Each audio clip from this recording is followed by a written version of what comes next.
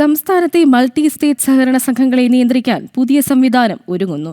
സഹകരണ മേഖലയിൽ ത്രിതല സംവിധാനമാകും ഒരുങ്ങുക.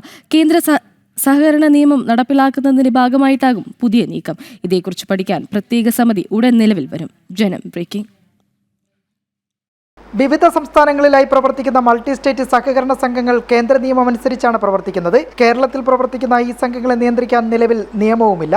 ചില സംഘങ്ങൾക്കെതിരെ ഗുരുതരമായ പരാതികളും ഉയരുന്നുണ്ട്. കരുവന്നൂർ ബാങ്ക് ഉൾപ്പെടെയുള്ള 4 സഹകരണ സംഘങ്ങൾക്കെതിരെ കേന്ദ്രം അന്വേഷണം നടത്തുകയാണ്. കൂടുതൽ പലിശ വാഗ്ദാനം ചെയ്താണ് സംഘങ്ങൾ നിക്ഷേപം ആകർഷിക്കുന്നത്. നിക്ഷേപങ്ങൾക്ക് കേന്ദ്ര സംസ്ഥാന സർക്കാരുകളുടെ പരിരക്ഷ പോലുമില്ല. അന്യ സംസ്ഥാനങ്ങളിൽ രജിസ്റ്റർ ചെയ്ത 65 സംഘങ്ങളാണ് നിലവിൽ സംസ്ഥാനത്തുള്ളത്. 35 എണ്ണം കേരളത്തിൽ മാത്രം. ഇവയുടെ പ്രവർത്തനത്തിന് സംസ്ഥാന സഹകരണ രജിസ്ട്രാറുടെ അനുമതിയും വേണ്ട.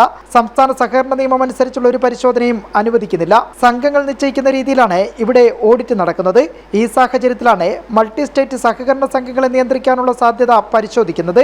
ഇതിനിടെ കേരള ബാങ്കിനെ വിഭജിച്ച് സഹകരണ മേഖലയിൽ ത്രിതല സംവിധാനം കൊണ്ടുവരുന്നതും സർക്കാരിന്റെ പരിഗണനയിലുണ്ട്. കേന്ദ്ര സഹകരണ നിയമം നടപ്പാക്കുന്നതിന്റെ ഭാഗമായിട്ട് കൂടിയാണിത്. കേരള ബാങ്കിനെ പിരിച്ചുവിടാതെയുള്ള സംവിധാനമാണ് സർക്കാർ പരിഗണിക്കുന്നത്. ഒരു പഞ്ചായത്തിൽ ഒരു റൂറൽ സംഘം വീതമാണുള്ളത്. താൽപ്പര്യമുള്ള ജില്ലാ സഹകരണ ബാങ്കുകൾക്ക് ഇതിന്റെ ഭാഗമാകാം. മലപ്പുറം ജില്ലാ സഹകരണ ബാങ്ക് ഇപ്പോൾ തന്നെ കേരള ബാങ്കിന്റെ ഭാഗമല്ല. സംസ്ഥാന തലത്തിൽ പ്രവർത്തനം ഏകോപിപ്പിക്കാൻ സംസ്ഥാന സഹകരണ ബാങ്കും നിലവിൽ വരും. അതിനാൽ തന്നെ കേന്ദ്ര നിയമം നടപ്പാക്കിയാൽ ലഭിക്കുന്ന കേന്ദ്ര ഫണ്ട് റൂറൽ സംഘങ്ങൾക്ക് വിനിയോഗിക്കുകയും ചെയ്യാം. ജനം, തിരുവനന്തപുരം.